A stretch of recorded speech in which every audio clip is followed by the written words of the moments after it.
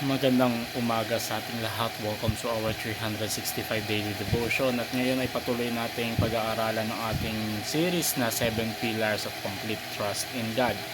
Ang paksa natin ngayon ay pinamagatang Trusting in God's Wisdom.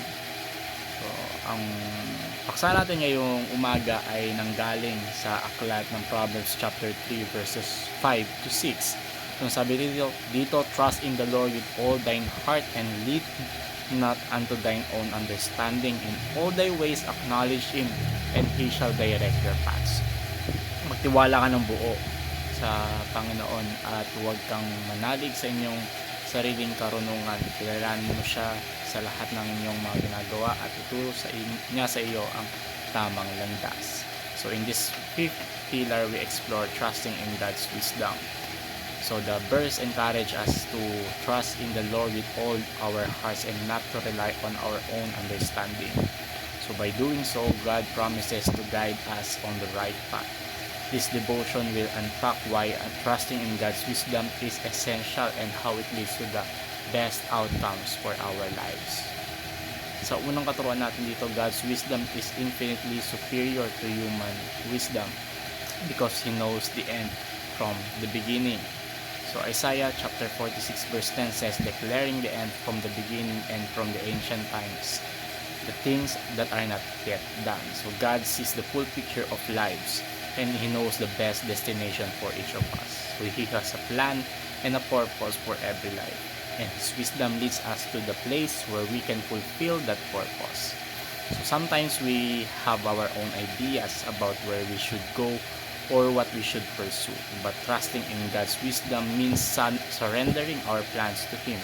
So while we only see a small portion of the journey, God sees the entire landscape of our lives and knows exactly what or where we should end up. So the verse teaches us to lean not on your own understanding because our human perspective is limited. We can only make decisions based on what we see and know, but God's wisdom is perfect and incomplete.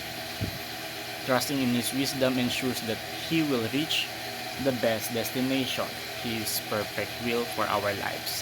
So second teaching natin is God knows the best route. So in addition to knowing the best destination, God also knows the best route to get there. Life is full of twists, turns, and unexpected detours. So while we may prefer a straight and easy path, God often leads us through challenges and trials to grow us, refine us, and prepare us for what lies ahead. So God's route may not always be the easiest or the most direct, but it is always the best. So the Bible is filled with examples of God leading His people on unconventional paths to accomplish His purposes. So think of the Israelites wandering in the wilderness for 40 years before entering the promised land. Though it seemed like a detour, God was teaching them valuable lessons about faith and obedience. So when we trust God's wisdom, we acknowledge that He knows the best way to get us where we need to go. His timing and His methods are perfect, even when they don't align with our own expectations. So our role is to trust Him even when we don't understand the journey.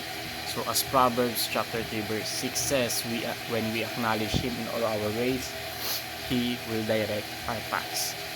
Third is God knows the best vehicle. So not only does God know the best destination and route, but He also knows the best vehicle to get us there. In life, the vehicle refers to the means, resources, and opportunities that God provides to move us forward. Sometimes we may think we know that's what's best for us, but God's wisdom often reveals a better way. So the best vehicle may come in the form of relationships, career opportunities, spiritual growth, or unexpected circumstances that shapes us for the future. So God's wisdom beyond our desires and preference and provides exactly what we need to fulfill His plan.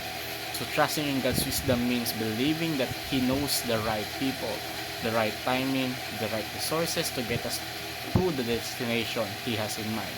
So when we rely on God's wisdom, we stop trying to control every aspect of our lives and instead rest in His provisions and guidance.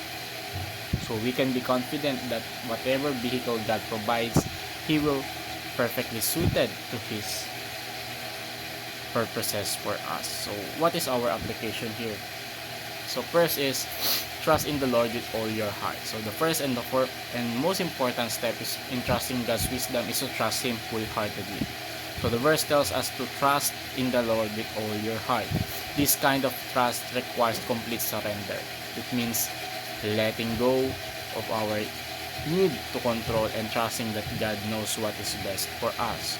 So when we trust God with all our hearts, we are not holding anything back.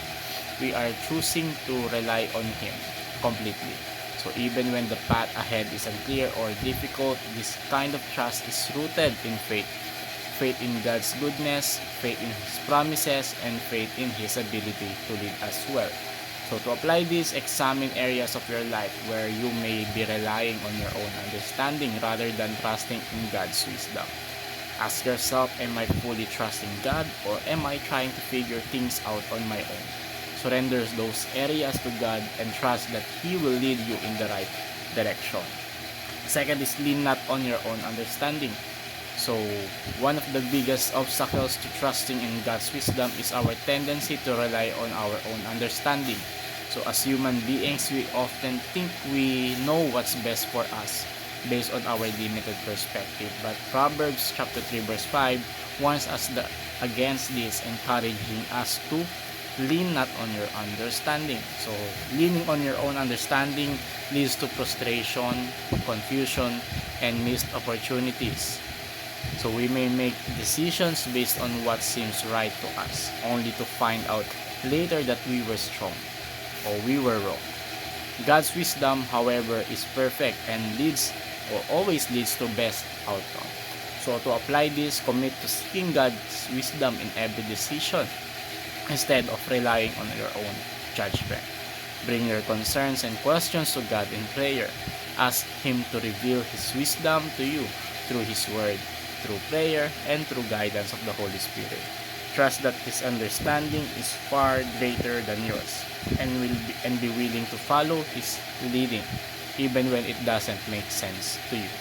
Last is acknowledge God's wisdom. So the verse instructs us to acknowledge Him in all your ways and He will direct your paths. Acknowledging God's wisdom means recognizing that He is the ultimate source of all understanding and guidance. It means humbly submitting to His authority and seeking His direction in every aspect of life. Acknowledging God in all your ways invokes a daily practice of seeking Him first. So it's about making God the center of your life, your decisions, and your plans. So when we acknowledge God's wisdom, we are saying, Lord, I trust that you know what is best for me, and I submit my plans to you. So to apply this, make it a habit to seek God's guidance before making decisions, whether big or small. Invite God into every decision-making process. Ask for His wisdom and that He will direct your path. So as you do this, you will begin to see how God's wisdom shapes your life in ways you could never imagine.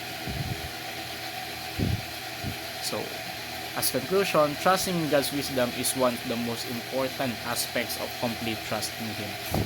So when we trust in the Lord with all our hearts and lean not on our own understanding and acknowledge Him in all our ways, we are inviting God's perfect wisdom into our lives. So as you reflect on this fifth pillar, consider how you can deepen your trust in God's wisdom.